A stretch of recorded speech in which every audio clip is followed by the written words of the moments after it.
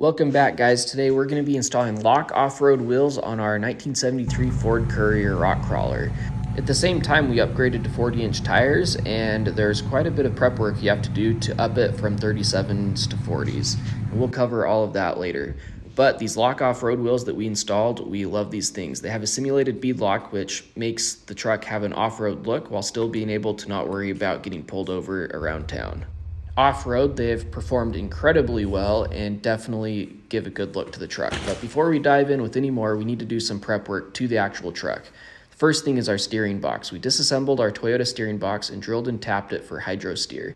We installed these fittings to hook up to the rest of the hydro steer system. The factory Explorer power steering pump really wasn't cutting it, and so we went to an upgraded Saginaw style steering pump. We also had to modify and create a spot for our hydraulic ram to mount. We went onto our rough stuff diff cover, and of course, can't forget to make it match our Skyjacker shocks. The setup looks really good, and we noticed a huge difference in steering with the hydro steer. We also had to re-gear our axles, going to 513 gears from Yukon Gear and Axle, as well as front and rear differential lockers. This made a huge difference. Okay, now we can finally get to the unboxing of the lock off-road wheels. Once I saw inside the box, I knew there was no way these things were showing up damaged. There are multiple layers of packaging materials to make sure the wheels stay nice. First impression on these wheels is they are super cool. The simulated beadlocks are super realistic. They look like they have real grade 10 hardware going all the way around. I also like how they have cutouts, and so mud and debris and stuff can get out of the beadlock rim. The face of the wheel is fully machined, but they put a protective coating over it to keep it nice and shiny. The center caps are pretty sweet also, and there is powder coating behind the machined face of the wheel, so it gives it more of a three-dimensional look. All over, it looks pretty cool. Let's take a closer look at the center cap though. On the back side, there's a snap ring that you can remove, and the middle of the hubcap is removable. This is really great if you have manual locking hubs on your pickup truck. You can still get in here and turn the hubs. If you need to put the cap back on, it's pretty easy. It just snaps into place, and then the snap ring will go in from the back side and lock into place, and you don't have to worry about these things coming apart. In the bottom of the wheel box, we found a couple of stickers, which are pretty sweet. We put some of these on the Courier, and there's also a little bag that has an Allen wrench. I feel like a lot of wheel brands just have snap-on center caps that usually come off with hardcore off-roading, but these center caps actually bolt on using Allen head screws, and I think that's pretty cool. Overall, the Lock Off-Road Lunatic is a pretty sweet looking wheel, and I think it's going to look awesome on this truck. Okay, let's talk about the tires next. These 40-inch Nittos you can see are quite a bit taller than the 37s, and I think they're going to be a great matchup with these Lock Off-Road wheels. I picked up these 40s off of the local classifieds. I think they'll work great. They have decent tread on them, and they'll work for a while.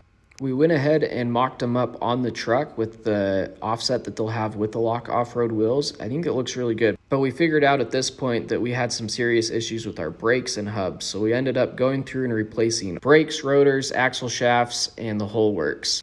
Yet another issue to address when going to 40s from 37s is body panel clearance. We didn't want to hack up our really nice truck bed and set of fenders on this Ford Courier, so we're going to install a different bed and set of fenders that we don't mind cutting up. While the bed is off, we're going to take care of some wiring issues and get the wiring harness cleaned up and organized with some nice plastic wire loom. We also built an adjustable spare tire mount using a spare unit bearing. Here's the new bed and the new spare tire mount. We 3D printed some marker light plates to put LEDs into the old body panels, and then we're ready to install everything. But I was cruising Marketplace and found this sweet set of 40-inch Mickey Thompsons.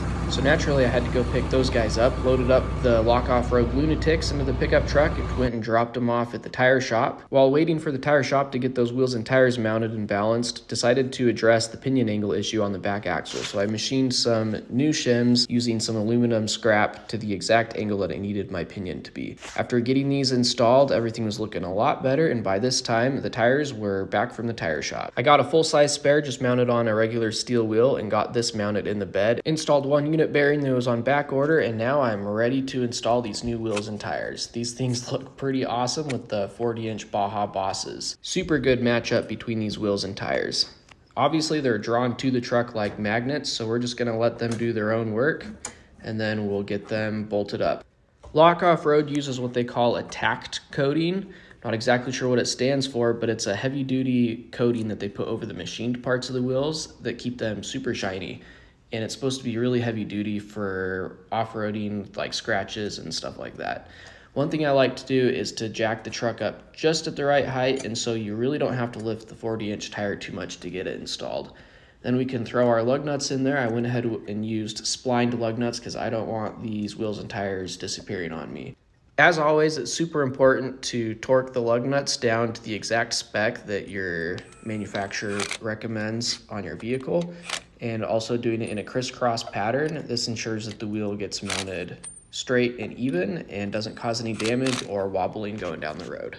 Now for my favorite part of the whole install, we got to go take this truck out and test it to make sure that we don't have any interference with our body panels. Our clearance looks really good, and we'll only get more space once we air these bad boys down. Overall, super impressed with the look of these wheels and tires on the truck. The full-size spare is pretty awesome in the bed, but the star of the show here is definitely the wheels and tires. The Lock Off-Road Lunatics definitely exceeded our expectations, and we can't wait to get them out and try them off-road. The first real test for these wheels off-road is going to be in Montana for Snow Bash. We're going to be doing that here in a little bit, and we'll give you all the details on how these wheels performed. Stay posted for the full video on that, where we get into the nitty-gritty with these wheels and tires. Thanks again for watching our video today, and stay posted for the next one.